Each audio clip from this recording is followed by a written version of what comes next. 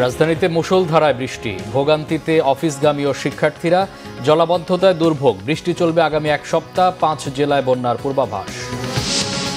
বৃষ্টির পানি আর পাহাড়ি ঢলে সুনামগঞ্জ ও ব্রাহ্মণবাড়িয়া সহ বিভিন্ন হাওরে তলিয়ে গেছে জমির পাকা আধা পাকা ধান, দিশেহারা কৃষক।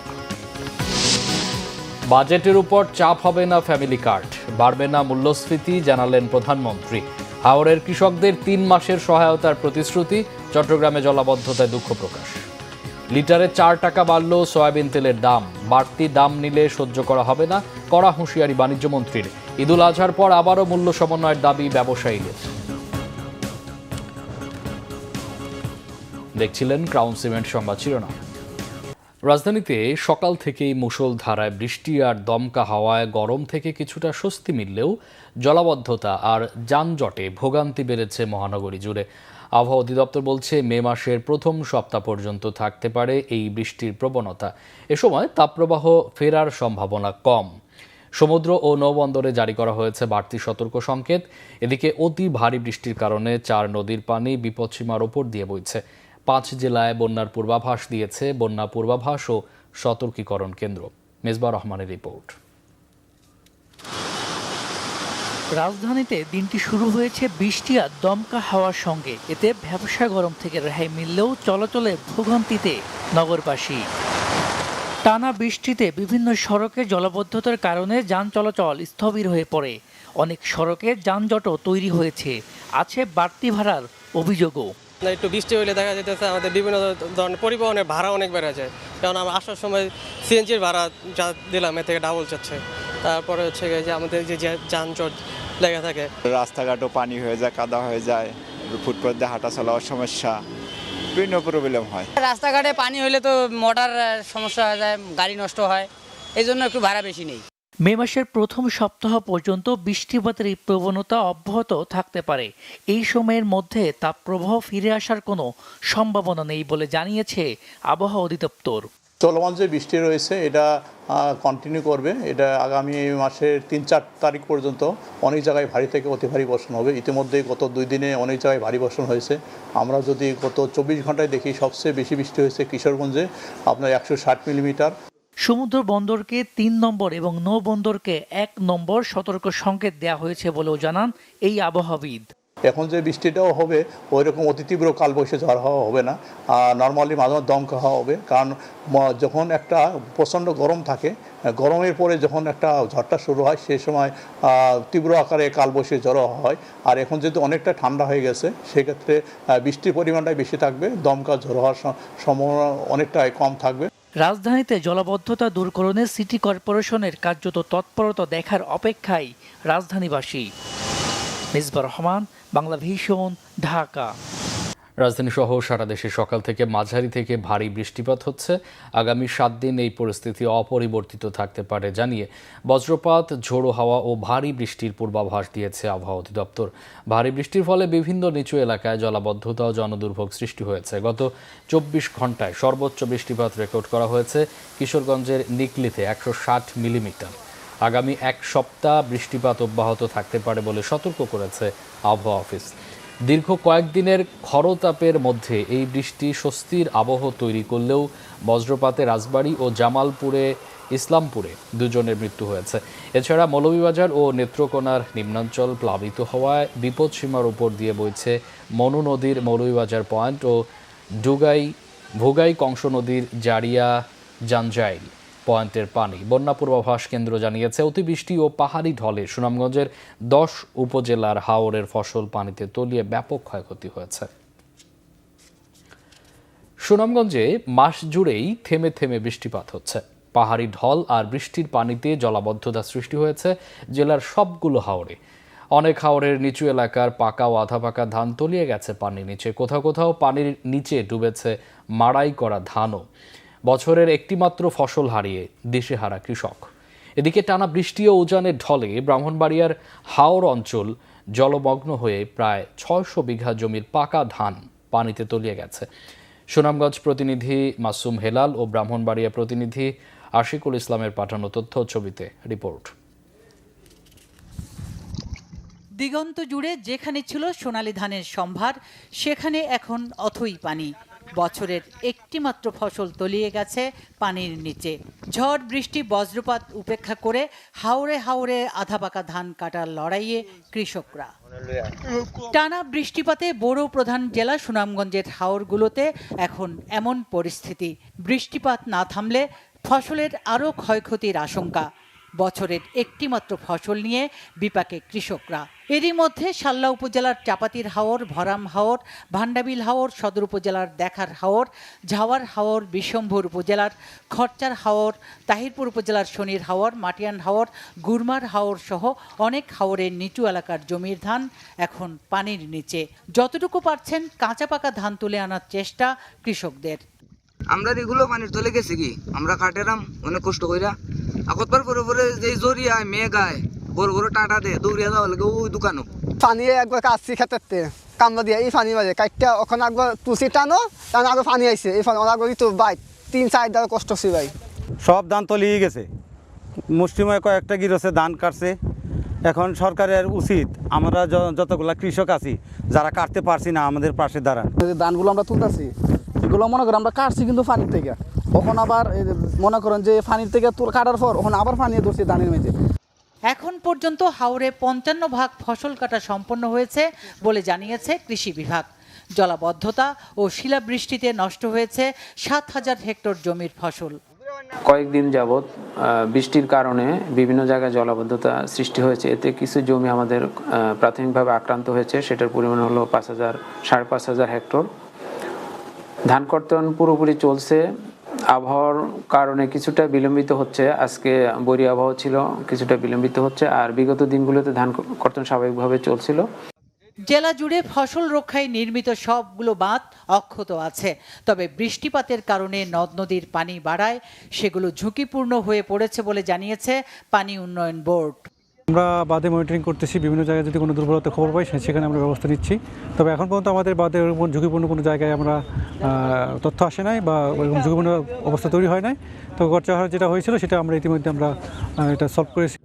এদিকে টানা বৃষ্টি ও উজানের ঢলে তলিয়ে গেছে ব্রাহ্মণবাড়িয়া জেলার হাওর অঞ্চল। 2-1 দিনের মধ্যে বৃষ্টি না কমলে ফসলের ব্যাপক ক্ষয়ক্ষতির আশঙ্কা করা হচ্ছে। অনেক জায়গায় ধান কেটে গাদা করে রাখা হলেও টানা বৃষ্টির কারণে তা শুকাতে পারছেন না। কোনো ধান ওই কাটতে পারি নাই, লুকোই পাচ্ছি না। এখন আমাদের ধান তলিয়ে যাচ্ছে, কোন যাও পারছি বাপ ভাই নিয়ে লাগছে আউরে যাওই নেওয়া যায়, কিন্তু আমাদের সোনার পর্যন্ত পানির চলতে চলে যায়। আমরা তো আর সাইয়া বাড়িতে বুঝতে পারবো না। বৃষ্টির কারণে ধান কাটতে পারতেছি না, পুরো ধান বন্ধের মধ্যে বেরিয়েছে। এখন ধান নিয়ে খুব ব্যস্তের মধ্যে আছে। কষ্ট করে ধান করছিলাম, ফসল ভালো হয়েছে, ভালো হইলে কামলা পাই না, মিশিং পাই না। কৃষি বিভাগ জানিয়েছে এরই মধ্যে প্রায় 50% ধান কাটা শেষ। এর মধ্যে হাওর অঞ্চলে প্রায় 73% ধান ঘরে তোলা হয়েছে। সরেজমিন পরিদর্শন করে কৃষকদের প্রয়োজনীয় পরামর্শ দিচ্ছেন কৃষি কর্মকর্তারা। গত 2 দিনের বৃষ্টিতে নাসিরনগরের নিম্নাঞ্চল, হাওরের নিম্নাঞ্চলে 80 হেক্টরের মতো জমি, অর্থাৎ প্রায় 600 বিঘা জমি ধান পানির কিছুটা নিচে, মানে কাটার উপযোগী অবস্থায় আছে, তো কিছুটা নিচে আছে। তো সেটা কর্তন চলছে। আমাদের কৃষি অফিসার সহ অন্যরা সেখানে সরজমিন পরিদর্শন করে কৃষকদেরকে পরামর্শ দিচ্ছেন। চলতি মৌসুমে ব্রাহ্মণবাড়িয়ায় বোরোর আবাদ হয়েছে 1,11,770 হেক্টর জমিতে। সুচরিতা সূচি, বাংলা ভিশন নিউজ ডেস্ক। খালে অস্থায়ী 30টি বাঁধ দিয়ে জলাবদ্ধতা নিরসনের কাজ করার কারণেই চট্টগ্রাম মহানগরীতে জলাবদ্ধতা তৈরি হয় বলে জানিয়েছেন city mayor doctor Shahadat Hossain. দ্রুত পদক্ষেপের ফলে জলাবদ্ধতা কমে স্বস্তি ফিরেছে বলে জানান তিনি। সকালে মহানগরীর জলাবদ্ধতা প্রবণ এলাকা প্রবর্তক মোড় পরিদর্শনকালে তিনি সাংবাদিকদের কথা বলেন। এ সময় সিটি মেয়র বলেন, খাল সংস্কার প্রকল্পের কারণে তাৎক্ষণিক উদ্যোগে অস্থায়ী বাঁধ অপসারণ করায় জমে থাকা পানি দ্রুত নেমে গিয়ে পরিস্থিতি স্বাভাবিক হয়েছে। সকাল থেকে মহানগরীর বিভিন্ন জলাবদ্ধতা প্রবণ এলাকা ঘুরে ঘুরে মহানগরীর সার্বিক চিত্র পর্যবেক্ষণ করেন এবং সংশ্লিষ্টদের প্রয়োজনীয় দিক নির্দেশনা দেন মেয়র। এর আগে মেয়রের নির্দেশনায় হিজরা খাল, জামাল খান খাল এবং মুরাদপুর বক্স কালভার্ট এলাকায় স্থাপিত অস্থায়ী বাঁধ অপসারণ করা হয়। এর ফলে প্রবর্তক মোড়, কাতালগঞ্জ, চকবাজার, জামাল খান, মুরাদপুর ও বহদ্দারহাট সহ আশপাশের এলাকায় দ্রুত পানি নেমে যায়। সামনে বর্ষাকাল আসবে, এই বর্ষাকাল তো একদিন দুই দিন থাকবে না, এই বর্ষাকাল 6 মাস ধরে পারসিস্ট করবে। কাজে এই 6 মাসের প্রস্তুতি নিয়ে কিন্তু কাজগুলো হচ্ছে, এবং কাজগুলো করতে গিয়ে এখানে অসংখ্য সময় আসলে ব্যয় হয়েছে। কারণ এখানে অনেক সময় যে বিল্ডিংগুলো ভেঙে দেওয়া হয়েছে সুবিধার জন্য দিয়েছে রিটেনিং ওয়াল করার জন্য। কাজে এই বাঁধ উঠিয়ে নেওয়ার জন্য আমরা বলেছি আগামীকাল বিকাল 3টায় আমাদের আবারও সমস্ত সেবা প্রদানকারী সংস্থা নিয়ে আমি বসে তাদের সাথে কথা বলবো। প্রধানমন্ত্রী তারেক রহমান বলেছেন, পর্যায়ক্রমে সারা দেশেই ফ্যামিলি কার্ড বিতরণ করা হবে, ফলে বাজেটে এটি কোনো চাপ তৈরি করবে না।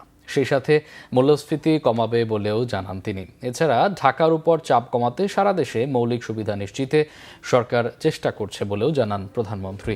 হাওড়ে ক্ষতিগ্রস্ত কৃষকদের আগামী 3 মাস সরকারের পক্ষ থেকে সহায়তার আশ্বাস দেন তিনি। সেই সাথে চট্টগ্রামের জলাবদ্ধতায় নগরবাসীর দুর্ভোগে দুঃখ প্রকাশ করে প্রধানমন্ত্রী জানান, চেষ্টা করছেন যত দ্রুত সম্ভব সমস্যাটি নিরসনের। আহমেদ সরোয়ারের রিপোর্ট। স্পিকার হাফিজউদ্দিনের সভাপতিত্বে বুধবার সকালে সংসদের কার্যক্রম শুরু হলে সদস্যদের বিভিন্ন প্রশ্নের উত্তর দেন প্রধানমন্ত্রী তারেক রহমান। এনসিপির সংসদ সদস্য হাসনাত আব্দুল্লাহর প্রশ্নের জবাবে প্রধানমন্ত্রী জানান, ফ্যামিলি কার্ড রাষ্ট্রের এক ধরনের বিনিয়োগ, এর মাধ্যমে অর্থনীতি আরও সচল হবে। 4 কোটি পরিবারকে আমরা ফ্যামিলি কার্ড দিব। আমরা পর্যায়ক্রমিকভাবে সরকার এটা দেবে। পৃথিবীর কোনো সরকারের পক্ষেই একবারে এটি করা সম্ভব না। প্রথম স্টেজে আমরা যারা ভালনারেবল ফ্যামিলি আমরা তাদেরকে এই কার্ডগুলো দিব। কাজেই ধীরে ধীরে আমরা বাজেটটি তৈরি করব এবং ধীরে ধীরেই আমরা কার্ড দেওয়ার সংখ্যাটা ধীরে ধীরে আমরা বাড়াবো।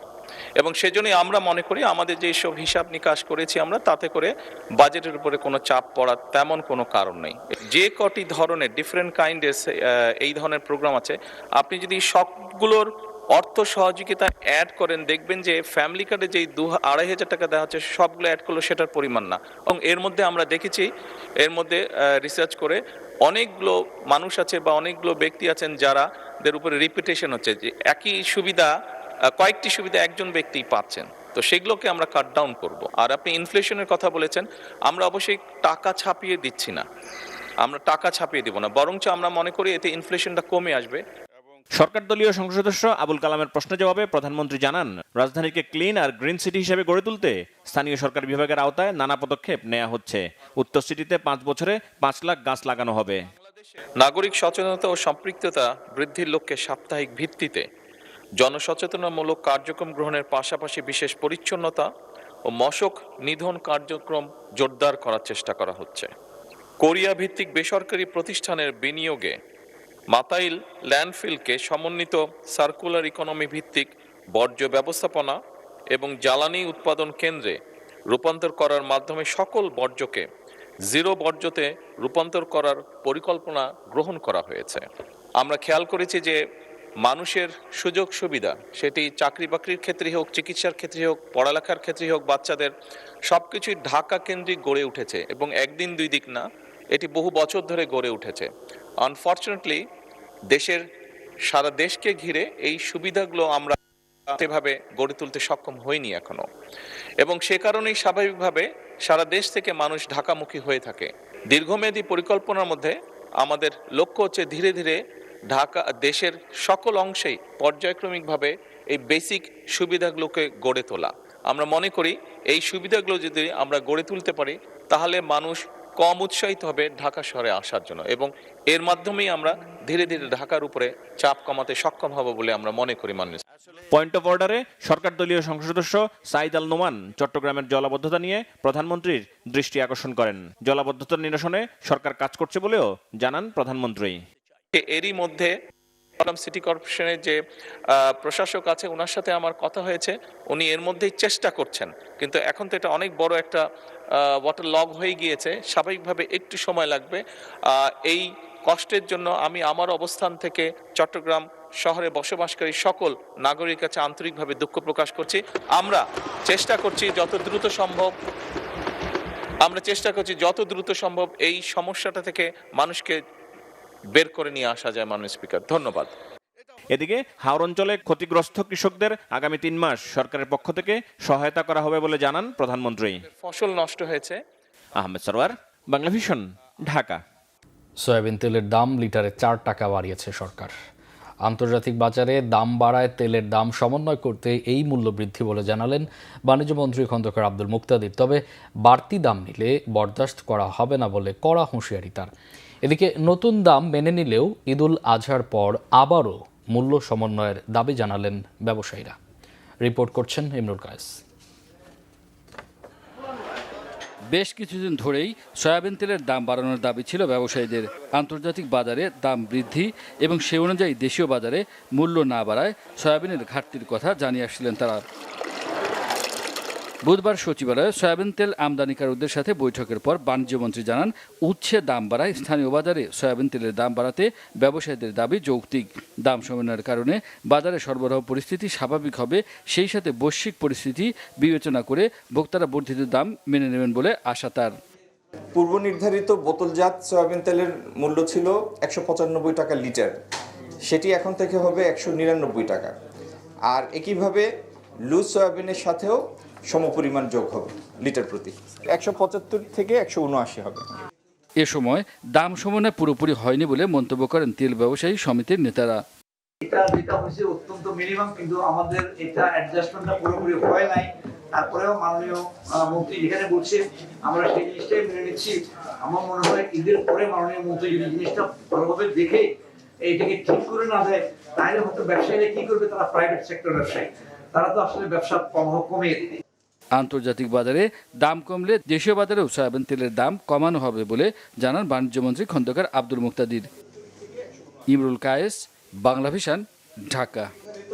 মানবসৃষ্ট এক ভয়াবহ বিপর্যয়ের মুখে দাঁড়িয়ে আছে বরিশাল। ভূতাত্ত্বিক জরিপ অধিদপ্তরের গবেষণা বলছে শহরটি প্রতি বছর গড়ে প্রায় 2.25 মিলিমিটার করে নিচে নেমে যাচ্ছে। কোথাও কোথাও এর পরিমাণ 1 ইঞ্চি পর্যন্ত পৌঁছেছে, যা ভবন ও অবকাঠামোর জন্য মারাত্মক ঝুঁকিপূর্ণ।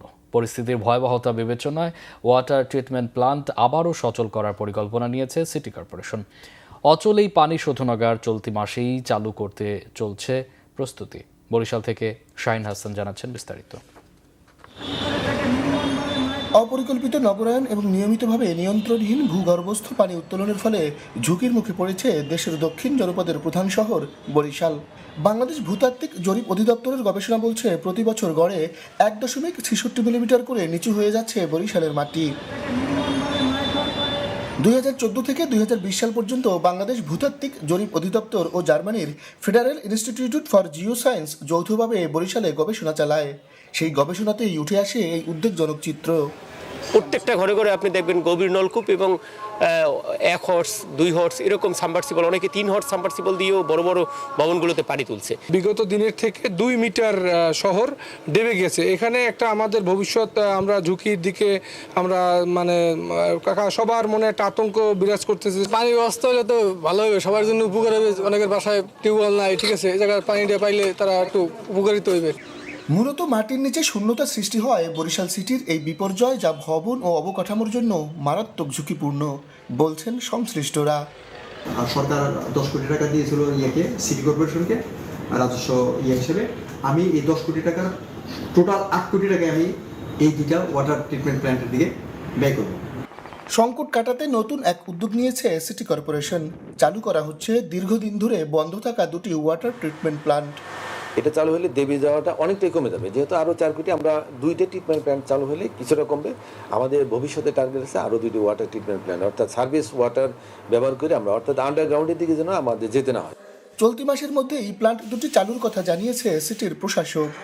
15-20 দিনের ভিতরে আমরা স্টার্ট করতে পারবো, সেই লক্ষ্যে এখন কাজ চলতেছে।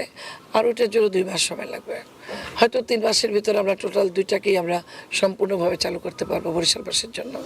উদ্বুদ্ধ এই পরিস্থিতি মোকাবেলা শুধু বিসিসির দায়িত্ব নয়, বরং নগরবাসীরও এই পরিস্থিতি মোকাবেলায় ডিপ টিউবওয়েল, সাবমার্সিবল পাম্প পরিচালনার ক্ষেত্রে সহনশীল এবং সতর্ক হওয়া প্রয়োজন। শাহিন হাসান, বাংলা ভিশন, বরিশাল। জুলাই থেকে প্রাথমিক বিদ্যালয়ের শিক্ষার্থীদের জন্য বিনামূল্যে স্কুল ড্রেস, জুতা ও পাটের তৈরি ব্যাগ বিতরণ শুরু হবে। পাইলট প্রকল্পের আওতায় প্রাথমিকভাবে প্রতিটি উপজেলার 2টি শিক্ষা প্রতিষ্ঠানের শিক্ষার্থীদের বিতরণ করা হবে এসব উপকরণ। সম্প্রতি সারা দেশের প্রাথমিক পর্যায়ের শিক্ষার্থীদের স্কুল ড্রেস, ব্যাগ ও জুতা বিনামূল্যে বিতরণের ঘোষণা দেন প্রধানমন্ত্রী তারেক রহমান।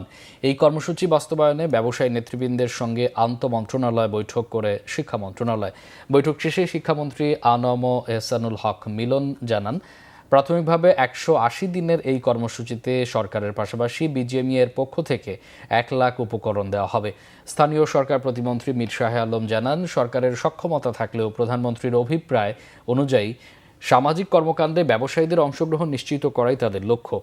দেশের প্রতিটি সরকারি প্রাথমিক বিদ্যালয়ের পাশাপাশি পর্যায়ক্রমে মাদ্রাসা ও অন্যান্য শিক্ষা প্রতিষ্ঠানেও এসব উপকরণ বিতরণ করা হবে বলে জানান শিক্ষামন্ত্রী ও এলজিআরটি প্রতিমন্ত্রী।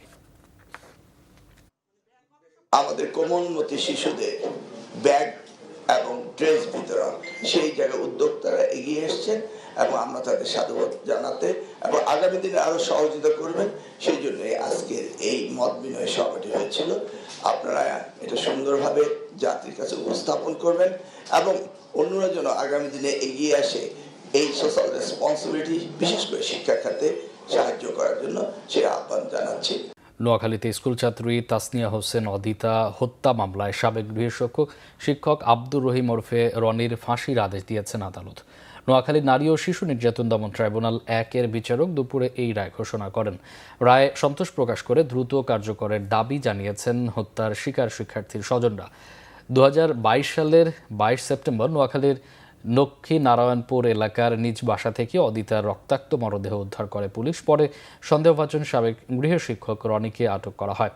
জিজ্ঞাসাবাদে জানায়, পড়ালেখা বন্ধ করে অন্যত্র কোচিং নেয় ক্ষুব্ধ হয়ে অদিতার বাসায় গিয়ে তাকে ধর্ষণের চেষ্টা করে শিক্ষক রনি। ব্যর্থ হয়ে ঘটনাটি গোপন করতে নৃশংসভাবে ছাত্রীকে হত্যা করে আসামি। এদিকে কুষ্টিয়ার ভেড়ামারায় কলেজ ছাত্রীকে ধর্ষণের দায়ে জনি ওরফে রাজিম নামের এক যুবককে যাবজ্জীবন কারাদণ্ড দিয়েছে আদালত। আসামি পলাতক থাকায় তার অনুপস্থিতিতেই কুষ্টিয়া নারী ও শিশু নির্যাতন দমন ট্রাইব্যুনালের বিচারক এই রায় দেন। দেশের বিভিন্ন জায়গার আরও কিছু খবর নিয়ে এবার দেখুন একটি ডেস্ক রিপোর্ট। চট্টগ্রামের বন্দরটিলা এলাকায় নবনির্মিত নৌবাহিনী মেডিকেল কলেজের উদ্বোধন হয়েছে।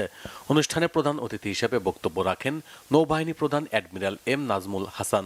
জানান, চট্টগ্রামের দক্ষিণ অঞ্চলে আধুনিক চিকিৎসা বিষয়ক শিক্ষা, গবেষণা ও প্রশিক্ষণের সমন্বয়ে প্রতিষ্ঠিত এই মেডিকেল কলেজ স্বাস্থ্য খাতে একটি গুরুত্বপূর্ণ সংযোজন। হিলি স্থল বন্দর দিয়ে আমদানিকৃত পাথর ও কয়লা বন্দরের বাইরে স্থানান্তর ও নিজস্ব ইয়ার্ডে রাখার বিষয়ে ব্যবসায়ীদের সঙ্গে কাস্টমস কর্মকর্তাদের বৈঠক হয়েছে। সকাল 11টায় স্থল বন্দরের সম্মেলন কক্ষে বৈঠকে উপস্থিত ছিলেন কাস্টমসের উপকমিশনার সন্তোষ সরেন, বন্দরের আমদানি রপ্তানিকারক গ্রুপের সভাপতি শাকওয়াত হোসেন শিল্পী, C&F এজেন্ট অ্যাসোসিয়েশনের সভাপতি ফেরদৌস রহমান, সাধারণ সম্পাদক শাহিন মণ্ডল সহ স্থল বন্দরের ব্যবসায়ীরা। আন্তর্জাতিক শব্দ সচেতনতা দিবস উপলক্ষে র্যালি ও আলোচনা সভা হয়েছে খাগড়াছড়িতে। সকালে জেলা প্রশাসন কার্যালয় থেকে র্যালিটি বের হয়ে শহরের বিভিন্ন গুরুত্বপূর্ণ সড়ক ঘুরে আসে। পরে জেলা প্রশাসন কার্যালয়ের সম্মেলন কক্ষে এক আলোচনা সভায় প্রধান অতিথি হিসেবে এতে বক্তব্য রাখেন জেলা প্রশাসক মোহাম্মদ আনোয়ার সাদাত। সপ্তাহব্যাপী জাতীয় পুষ্টি সপ্তাহের সমাপনী ও পুরস্কার বিতরণী অনুষ্ঠান হয়েছে রাঙ্গামাটিতে। সকালে জেলা সিভিল সার্জন কার্যালয়ে এতে প্রধান অতিথি ছিলেন কৃষিবিদ কাজল তালুকদার। সাতক্ষীরার শ্যামনগর থেকে কুরিয়ার সার্ভিসের মাধ্যমে পাচারকালে জব্দকৃত 50 বস্তা শামুক ও ঝিনুক সুন্দরবনে অবমুক্ত করেছে বন বিভাগ। সকালে উপজেলার মুন্সিগঞ্জে বন বিভাগের টহল ফাঁড়ির সামনে এ সময় উপস্থিত ছিলেন সাতক্ষীরা রেঞ্জের সহকারী বন সংরক্ষক মশিউর রহমান। সিলেটের গোলাপগঞ্জের বারকোটে স্থানীয় লোকজন ও স্কুল শিক্ষার্থীদের চলাচলের রাস্তার নির্মাণে বাধা দেওয়ার অভিযোগে মানববন্ধন হয়েছে। বারকোট সরকারি প্রাথমিক বিদ্যালয়ের সামনে এতে অংশ নেন স্থানীয়রা। শহীদ বুদ্ধিজীবী অধ্যাপক লুৎফুর রহমান স্মরণে স্মারক গ্রন্থের প্রকাশনা অনুষ্ঠান হয়েছে ব্রাহ্মণবাড়িয়ায়। সরকারি কলেজ মিলনায়তনে কবি জয়দুল হোসেন ও মামুন সিদ্দিকী সম্পাদিত স্মারক গ্রন্থটির মোড়ক উন্মোচন করা হয়। এতে প্রধান অতিথি ছিলেন জেলা প্রশাসক মোহাম্মদ আবু সাইদ। Bangla Vision news desk. সংবাদ শেষ করব ক্রাউন সিমেন্ট শিরোনামগুলো আরেকবার জানিয়ে। রাজধানীতে মুষলধারায় বৃষ্টি, ভোগান্তিতে অফিসগামী ও শিক্ষার্থীরা। জলাবদ্ধতায় দুর্ভোগ, বৃষ্টি চলবে আগামী 1 সপ্তাহ, 5 জেলায় বন্যার পূর্বাভাস। বৃষ্টির পানি আর পাহাড়ি ঢলে সুনামগঞ্জ ও ব্রাহ্মণবাড়িয়া সহ বিভিন্ন হাওরে তলিয়ে গেছে জমির পাকা আধা পাকা ধান, দিশেহারা কৃষক। বাজেটের উপর চাপ হবে না ফ্যামিলি কার্ড, বাড়বে না মূল্যস্ফীতি, জানালেন প্রধানমন্ত্রী। হাওরের কৃষকদের 3 মাসের সহায়তার প্রতিশ্রুতি, চট্টগ্রামে জলাবদ্ধতায় দুঃখ প্রকাশ।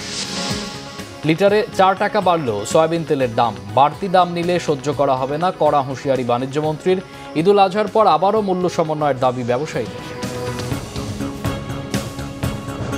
এই ছিল এখনকার মতো, পরের সংবাদ সন্ধ্যা 7:30টায় দেখার আমন্ত্রণ রইল। এছাড়া বাংলা ভিশন সংবাদ ও সংবাদ সংশ্লিষ্ট অনুষ্ঠান দেখতে ভিজিট করুন www.bfnews24.com ও facebook.com/banglavisionnews এবং সাবস্ক্রাইব করুন youtube.com/banglavisionnews। এতক্ষণ সাথে থাকায় অসংখ্য ধন্যবাদ।